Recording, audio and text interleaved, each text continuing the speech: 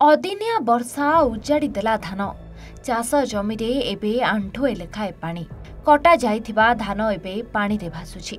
चाषीर वर्षकर भरोसा एबे 3 दिन लगान वर्षारे भांगी जाइछि।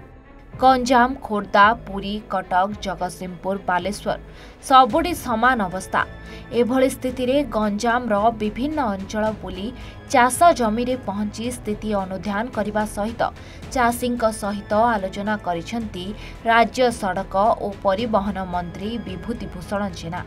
जो समय चाषी तार अमल धान को काटी मंडी रे नहीं बिक्री करिथांता सेही समय रे धान बिलरे वर्षा पानी रे बुड़ी रहिछि अमल होइथिबा एकर एकर धान।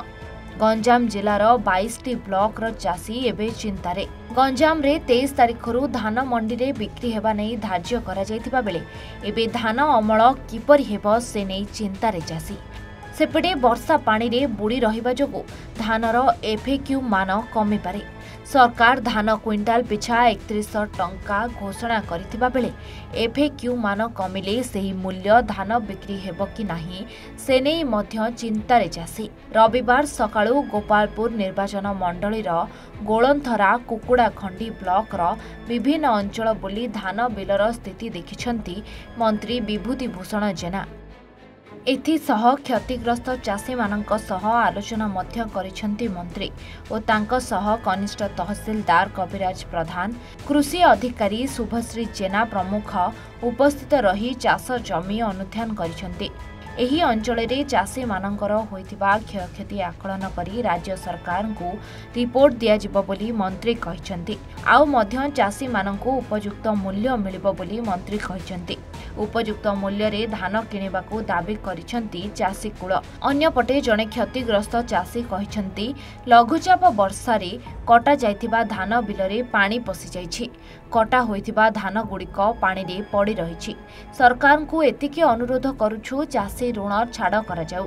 एफएक्यू मानर धान जेउ दाम रे कहुथिले सेही दाम रे एही धान गुड़िकू सरकार नियंतु जहा द्वारा चाषी उपकृत हेबे।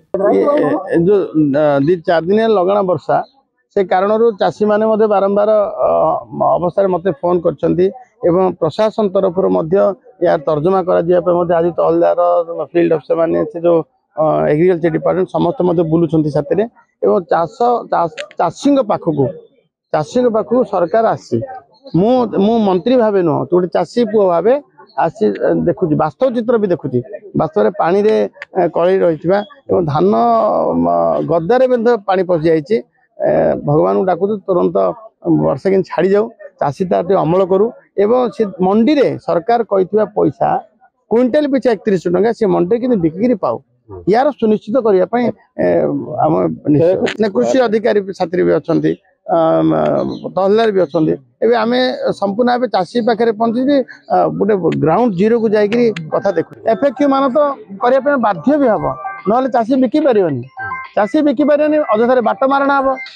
तेणु आम कौन सी गलिया बाट को प्रश्रय देव ना सरकार कही कटनी छटनी तो चलो ना दायित्व मुझे बुली बुली आसनी से गोलंथरा आरम्भ कोठार सिंह आरम्भ कर आपंकर मांडाजपुर से बुली बुली एठिक आसलु पुणी से आम एंटायर निर्वाचन मंडली सहित जिलार समस्या बुझापी जिलापाल कही सी आज सब तहसीलदार मान पठेले समस्त गंजाम जिलार क्षतिग्रस्त चाषी पाखे पहुंचु लगाण वर्षा क्षति कर चाषी तार दुखरे न भांगी पड़ू एवं तार धान गंड टे आणु धान गंड टे मंडी में बिकू एवं क्षतिग्रस्त क्षति आकलन भी चालू ता सहित संपृक्त अधिकारी माने बुलुछन। गंजाम रंगेलुंडारू संदेश कुमार साहू रिपोर्ट A1 ओडिशा।